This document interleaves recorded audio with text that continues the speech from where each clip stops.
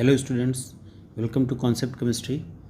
Today we are going to discuss a particular topic of ionic equilibrium, that is buffer solution. Buffer solution, types of buffer solution, buffer action, how buffer solution works, and pH of buffer solution, that is Henderson equation. So let's start. Buffer solution, as the name refers, a solution which resists any change in pH value when a small amount of acid or base is added to it. It means एक ऐसा solution जो अपनी pH value में change को resist करता है, रोकता है, अगर उसमें स्मॉल अमाउंट ऑफ एसिड या बेस मिलाया जाता है. That is the solution of reserve acidity and basicity is known as buffer solution. हमारी बॉडी में दो बफर सॉल्यूशन ऑलरेडी पाए जाते हैं, blood and urine. Now see the characters of buffer solution. Buffer solutions के कैरेक्टर क्या होते हैं? फर्स्ट पॉइंट देखिए, buffer solutions have definite pH value, that is pH value is always conserved. pH does not change on long standing, यानी अगर लंबे समय तक हम या ज़्यादा समय तक किसी बफर सॉल्यूशन को स्टैंड कर देते हैं, रख देते हैं, तो भी उसकी pH वैल्यू में कोई चेंज नहीं होता है. pH does not change on dilution, dilute करने पर pH वैल्यू में चेंज नहीं होता है. And pH alters slightly, pH की वैल्यू स्लाइटली माने बहुत हल्की, दैट इज़ नेग्लिजिबल या इग्नोर्ड हम कह सकते हैं, चेंज होती है when small amount of acid, strong acid और base is added to it. यानी ऐसे solutions, simply we can say ऐसे सॉल्यूशंस जिनकी pH वैल्यू रिजर्व रहती है, अगर उसमें थोड़ी मात्रा में स्ट्रॉन्ग एसिड या बेस ऐड किया जाता है तो हमारी बॉडी में ब्लड है, यूरिन है, ये बफर सॉल्यूशंस हैं जिनकी pH वैल्यू रिजर्व रहती है. दिन भर हम तरह तरह की चीज़ें खाते हैं, लेकिन उससे हमारी pH वैल्यू पर, ब्लड और यूरिन की pH वैल्यू पर नेग्लिजिबल इफेक्ट पड़ता है. Types of buffer solutions. Buffer solutions के टाइप देखिए, first acidic buffer solution and the second is basic buffer solution. Acidic buffer solution and basic buffer solution. The first one is acidic buffer solution. कैसे बनाते हैं acidic buffer solution को? तो acidic buffer solution, A solution of weak acid and its salt, यानी इस weak acid का salt किसके साथ? With strong base. That is a solution of weak acid and its salt with strong base is known as acidic buffer solution. तो इस तरह से हम एसिडिक बफर सॉल्यूशन बना सकते हैं. एक एग्जांपल ले लेते हैं. वीक एसिड हमने ले लिया, एसिटिक एसिड, और इस वीक एसिड का किसी स्ट्रॉन्ग बेस के साथ साल्ट. तो यहाँ पर हमने CH3COO लिया है, यानी एसिटिक एसिड NaOH के साथ CH3COO सोडियम एसीटेट का फॉर्मेशन करता है. Mixture of acetic acid and sodium acetate, it is a buffer solution. और किस तरह का बफर सोल्यूशन है? Acidic buffer solution. इसी तरह से एक और एग्जांपल देखते हैं. H2CO3, that is a weak acid, carbonic acid, और इसका NaOH के साथ साल्ट, यानी स्ट्रॉन्ग बेस के साथ साल्ट क्या है? Sodium carbonate. तो solution of weak acid and its salt with strong base is known as acidic buffer solution. तो ऐसे सॉल्यूशंस जिसमें हम एक वीक एसिड लेते हैं और उस एसिड का स्ट्रॉन्ग बेस के साथ साल्ट लेते हैं को एसिडिक बफर सॉल्यूशन कहते हैं. Now the basic buffer solution. Basic buffer solutions को कैसे बनाते हैं? ए सॉल्यूशन ऑफ वीक बेस. देखिए एसिडिक में हमने क्या लिया था? वीक एसिड, और बेसिक में क्या लेते हैं? Weak base and its salt with strong acid. It's salt with strong acid, strong acid के साथ इसका साल्ट कंसिडर करते हैं. एग्जांपल देखिए, NH4Cl, ammonium hydroxide NH4OH and its salt with NaCl. Ammonium hydroxide and its salt with strong acid. तो strong acid हम क्या लेंगे? अमोनियम हाइड्रोक्साइड को किसके साथ रिएक्ट करा देंगे? अमोनियम क्लोराइड बन जाएगा HCl. तो HCl से रिएक्ट कराते हैं तो हमको अमोनियम क्लोराइड मिलता है. यानी solution of ammonium hydroxide and ammonium chloride, it behave as basic buffer solution. Okay, तो दो तरह के सॉल्यूशंस हो गए हमारे बफर सॉल्यूशन, एसिडिक और बेसिक. नाउ सी, अब हम देखते हैं कि ये जो बफर सॉल्यूशन हम बनाते हैं ये कैसे वर्क करता है. हाउ बफर सॉल्यूशन वर्क्स, कैसे ये अपनी पीएच वैल्यू को रिजर्व रखता है. क्वेश्चन तो यहाँ पे यही है कि पीएच सॉल्यूशंस अपनी पीएच वैल्यू को रिजर्व कैसे रखते हैं.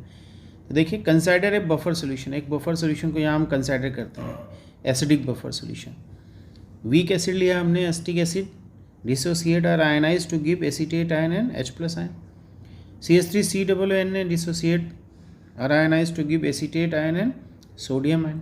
यहाँ पर एसीटेट आयन दोनों में ही कॉमन आयन है हमारा. ठीक है, अब इस एसिडिक बफर सॉल्यूशन में अगर हम कोई स्ट्रॉन्ग एसिड की स्मॉल अमाउंट मिलाते हैं, if small amount of strong acid is added, किसी स्ट्रॉन्ग एसिड की थोड़ी सी मात्रा मिलाते हैं, जैसे हमने यहाँ पर HCl लिया हुआ है. HCl मिलाएंगे तो HCl कम्प्लीटली आयनाइज होकर H+ और Cl- बनाता है. अब ऐसे में सॉल्यूशन में H+ की कंसंट्रेशन बढ़ जाती है और हमारे बफर सॉल्यूशन में एसीटेट आयन ऑलरेडी ज़्यादा मात्रा में है.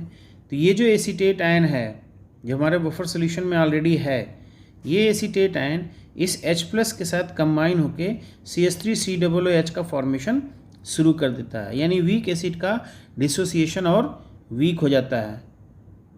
कॉमन आयन इफेक्ट जो हम लोगों ने अपने पिछले वीडियो में देखा था, कॉमन आयन इफेक्ट यहाँ पर हम देख सकते हैं. तो कॉमन आयन इफेक्ट की वजह से इसकी जो पीएच वैल्यू है वो अल्टर नहीं होने पाती है. PH consume, pH should does not change. जितने H+ आयन है यहाँ पर एक्सेस में वो CH3COOH कंज्यूम कर लेता है और कंज्यूम करके तो पीएच वैल्यू बढ़ती किसकी वजह से, H+ आयन कंसंट्रेशन, और कंसंट्रेशन रिड्यूस हो जाएगा तो पीएच में कोई चेंज नहीं होता है. तो इस तरह से बफर सॉल्यूशन अपने पीएच वैल्यू को मैनेज करता है अगर उसमें small amount of strong acid मिलाया जाता है. अब जरा दूसरा केस देखते हैं. अगर इसमें हम स्ट्रॉन्ग बेस मिलाते हैं, small amount of strong base is added, तो स्ट्रॉन्ग बेस NaOH ले लेते हैं, आयनाइज होगा सोडियम आयन और OH- बनाता है. अभी जो OH- है जो डिसोसिएशन ऑफ NaOH से मिलता है, ये इमीडिएटली H+ यानी जो H+ आयन है उस H+ आयन से इंटरेक्ट करके उसको वाटर में कन्वर्ट कर देता है और इस तरह से OH आयन H+ को न्यूट्रलाइज कर देता है. तो इसकी पीएच वैल्यू में भी कोई चेंज नहीं होता है. ये H+ हमको कहाँ से मिलते हैं, बफर सॉल्यूशन से. That's why the pH value remains constant. इस तरह से दोनों ही केसेस में, चाहे हम इसमें स्ट्रॉन्ग एसिड मिलाएं या small amount of strong base मिलाएं, इसकी पीएच वैल्यू में कोई चेंज नहीं होता है. Now how to determine pH of acidic buffer solution. Acidic buffer solution के पीएच को कैसे डिटरमाइन करेंगे, तो सी देखते हैं. PH of acidic buffer solution, acidic buffer solution के लिए आयनेशन कांस्टेंट लेते हैं, acetate ion into H+ concentration upon CH3COOH. यहाँ पर एसीटेट आयन कंसनट्रेशन जो है वो हमको from both acid and salt से हम कंसिडर करते हैं. Now H+ concentration equals to Ka into acetate ion concentration upon acetic acid concentration upon acetate ion concentration. Taking negative log on the equation, दोनों तरफ निगेटिव लॉग लेने पर equation हमारी बन के आती है -log H+ equals to -log Ka into -log CH3COOH concentration upon -log acetate ion. This equals to -log Ka plus log acetate ion upon acetic acid. Now the equation -log H+ concentration की जगह पर हम लिख सकते हैं pH. So the equation becomes pH equals to pKa power of ionization constant of acid plus log concentration of salt upon acid, concentration of salt upon acid. This equation is considered as Henderson equation. तो acidic buffer solution के लिए अगर हम pH value निकालना चाहते हैं तो हम इस फार्मूले को अप्लाई करते हैं. pH equals to pKa plus log concentration of salt upon acid. For basic buffer solution, basic buffer solution की बात करें तो POH, पीएच की जगह POH हो जाएगा. POH equals to PKB ionization constant of base plus log concentration of salt upon base. Okay, तो ये दोनों ही इक्वेशन ये हेंडरसन इक्वेशन कहलाती हैं एसिडिक और बेसिक बफर सॉल्यूशन के लिए। Now see some questions to clarify this Henderson equation.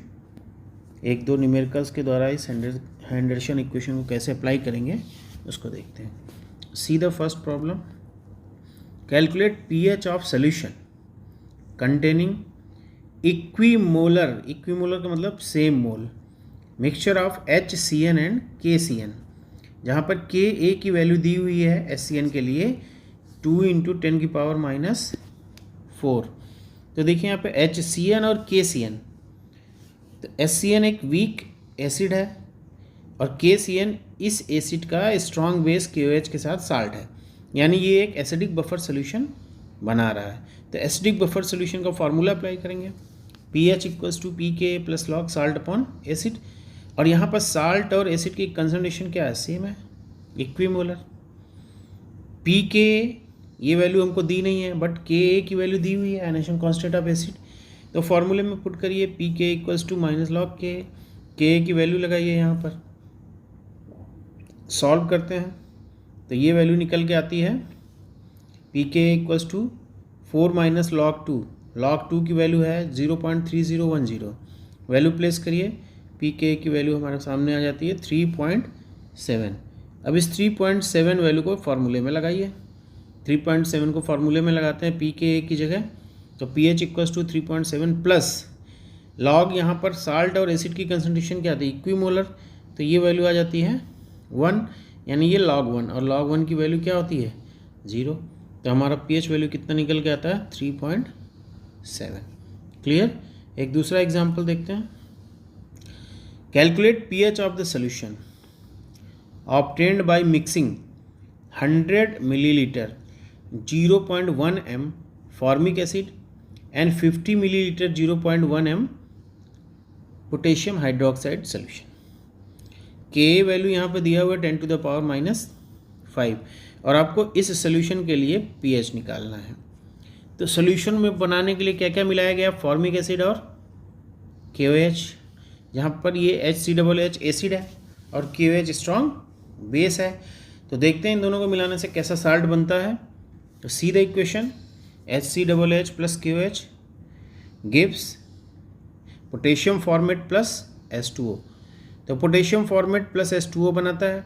अब देखने से ही लग रहा है आपको यहाँ पर वीक एसिड है और इस एसिड का KOH यानी स्ट्रॉन्ग बेस के साथ साल्ट HCOOK है, तो एक तरह से ये एसिडिक बफर सॉल्यूशन का फॉर्मेशन कर रहा है। अब यहाँ पर देखिए फॉर्मिक एसिड का हमको मोल दिया हुआ है और वॉल्यूम दिया हुआ है, इसी तरह से KOH का मोल दिया हुआ है और वॉल्यूम दिया हुआ है, तो हम इनके मिली मोल्स निकाल लेते हैं क्योंकि रिएक्शंस ये मिली मोल्स के अकॉर्डिंग करेंगे।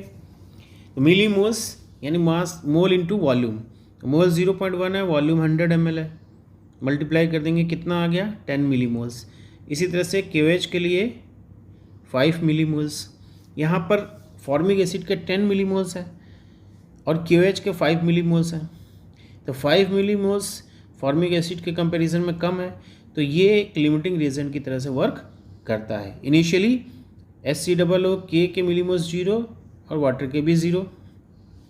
नाउ आफ्टर रिएक्शन स्टार्ट होने के बाद क्या है, KOH लिमिटिंग रिएजेंट है तो ये पूरी तरह से कंज्यूम हो जाता है, हमारे पास फॉर्मिक एसिड के 5 मिलीमोल बचते हैं और सोडियम फॉर्मेट के 5 मिलीमोल्स बनते हैं, तो ये यहाँ पर एसिडिक बफर सॉल्यूशन हमारा तैयार हो जाता है। क्लियर। नाउ फार्मूले में अप्लाई करिए इसको, pH equals to PK plus log salt upon acid. PK की वैल्यू निकाल लेंगे यहाँ, PK equals to minus log K, K की वैल्यू 10⁻⁵ है, तो हमारी PK वैल्यू आ गई 5। अब यहाँ पर वैल्यू लगा दीजिए 5 plus log concentration of salt 5 millimoles है और एसिड भी 5 मिलीमोल्स है, तो 5/5 यानी log 1, log 1 की वैल्यू 0, तो हमारा आंसर आ गया pH 5, यानी ये जो सोल्यूशन हमने प्रिपेयर किया है इसकी pH वैल्यू कितनी आएगी 5। इस तरह हेंडरसन इक्वेशन को अप्लाई करके हम एसिडिक और बेसिक बफर सॉल्यूशंस की pH वैल्यू को डिटरमाइन कर सकते हैं। ओके, तो उम्मीद करता हूँ कि आपको वीडियो अच्छा लगा होगा। तो हमारे यूट्यूब चैनल को लाइक, शेयर और सब्सक्राइब करना मत भूलिएगा। Thank you.